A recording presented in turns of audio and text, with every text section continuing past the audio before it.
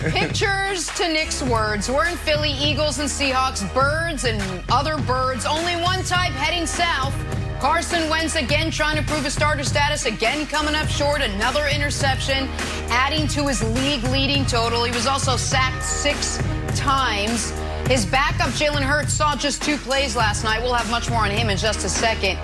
But first, Eagles get the win. Here's Carson Wentz after last night's loss to Seattle.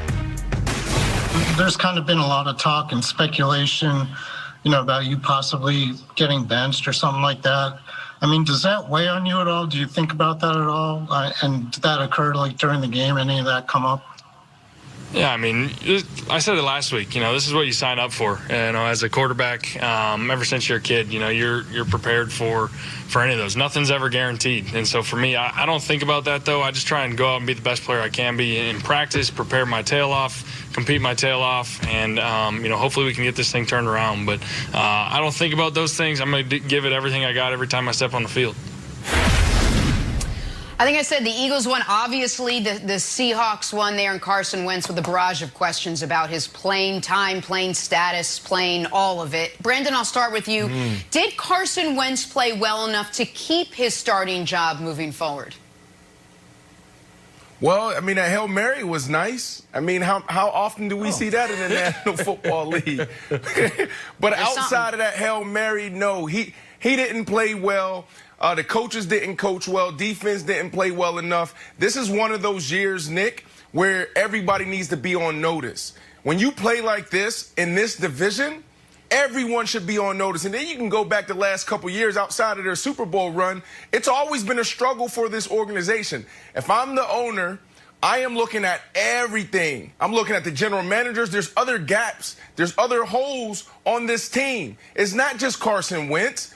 It's also the linebacking core. And it's not that the linebacking core isn't playing well. They're just not very good. They don't have any depth. So with that in mind, you got to talk about who's making those decisions, and you got to hold them accountable. So this entire organization, Nick, should be on notice.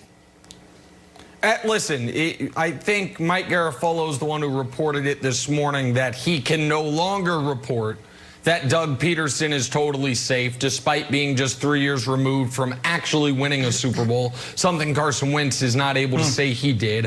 What that means for Ira Roseman in the front office, we'll see. And you're right, Brandon. This is a team that has a multitude of issues. But their biggest issue is this. In 2020, they have the worst starting quarterback in football. Now, that's not a statement of opinion. That's just, according to the numbers, we can show them, the worst full-time starting quarterback in the NFL is Carson Wentz. And the stats back that up 100%. He's 35th or worse in everything, and there's only 32 teams, folks. And he is a turnover machine. He runs into sacks. He doesn't make the big throws anymore. There's been one game all year long that he didn't turn the ball over. And in that game, he fumbled twice. They just happened to recover them. So it does feel, however, Wilds, like Carson Wentz might be the one with the most job security because of the contract he's been signed to. But based on performance, you have a guy that's going to be 28 this month. He's in year 5, and he's playing the worst football of his career. That is a more than ominous sign for his future. But do you think that's all of his fault, Nick? Because every morning I wake up and I make a little menu, and I call my kitchen where I do my work the Hot Take Cafe. And on today's menu, here's what we had. And you can make your choice, everyone. You can have bad coaching with a side of bad play design. You can have bad decision making with a side of bad throws. You can have bad wide receivers and bad protection. Those are your options at the Hot Take Cafe. For me, I went with bad protection. I went with the 6 sacks were not his fault. The league-leading 46 sacks, also not his fault. He also had some throwaways there. And I was watching the game last night, Nick, and I was like, ooh, the one when he was chased out of the pocket and to avoid an intentional grounding, he threw it to the first down, even though he came up short. I was like, whoa, that's a good play. That's a quarterback you can build around. I'm like, what is happening? I'm calling a throw to save an intentional grounding a good play. And you could say, don't put it all on the offensive line. But Louis Riddick mentioned it last night. When they went to the Super Bowl, Best offensive line, surprise, surprise. Take out Carson Wentz, put in Nick Foles, doesn't matter. So to me, it starts with the offensive line. I know there's a lot of side dishes, but it's an offensive line thing for me. 100%. Wow, 10 different lineups, 10 different offensive line lineups. Like, come on. Seems like a lot. Yes, Carson Wentz is playing bad, Jenna, but when you have problems on the O-line and then problems at the wide receiver position, what do you expect? Of course they're going to look bad. But Carson Wentz, he does have to take ownership, and he has to play better. And then just quickly, you have to wonder, he's not that far removed from when he had his great season. You wonder if that was, the outlying year or the last two. All right, let's move on. There was a report that came out before the game that Eagles owner Jeffrey Lurie told the coaching staff to play Jalen Hurts, backup Jalen Hurts, if Carson Wentz struggled. Well, Carson Wentz, he struggled. But Hurts saw just 2 plays last night. To the surprise of nobody, head coach Doug Peterson was asked about his quarterback situation. Take a listen. Just kind of like the difference, I guess, between, Carson being on and off the field when Hurts is in the game.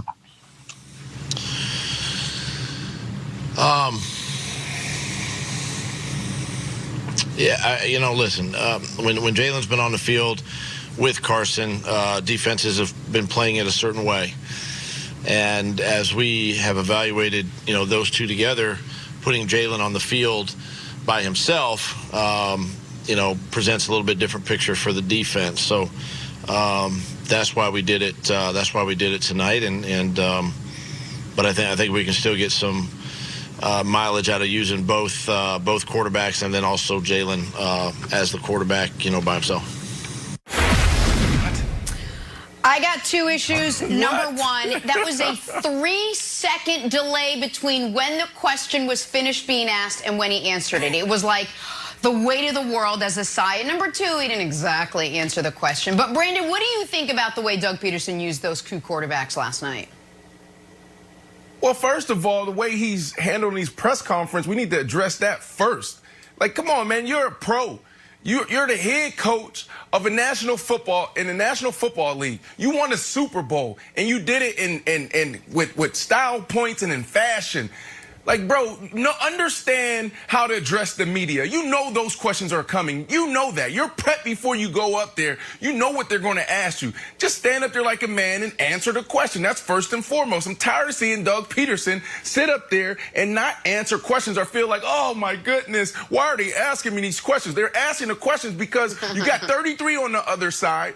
When we sit down and we scheme and we game plan, we're like, oh, this guy's going to be marked red because he is an all-pro type player. You have a guy marked in purple. This guy is a Pro Bowl player. Then you got a guy that may be marked in yellow, like this is just a guy. And then there's another color, maybe it's black, and it's like he shouldn't be in the National Football League. So we're looking at this guy in red. How does he have 2 sacks? Why don't we have a game plan for him? So first and foremost, it should start with Doug Peterson.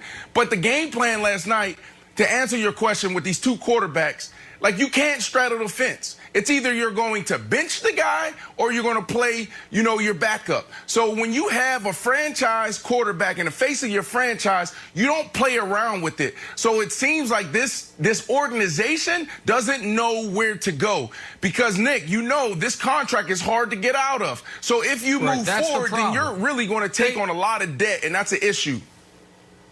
Brandon, they know where to go. They just can't go there. They know the road to go down, but it's closed to them because they gave Carson Wentz a premature contract extension. You want Carson Wentz off the team? $60 million of dead cap next year. You want him off the team in 2022? Okay, you save $6 million. You still have $25 million of dead money. So Carson Wentz is almost 28. He's in year 5. He's been awful.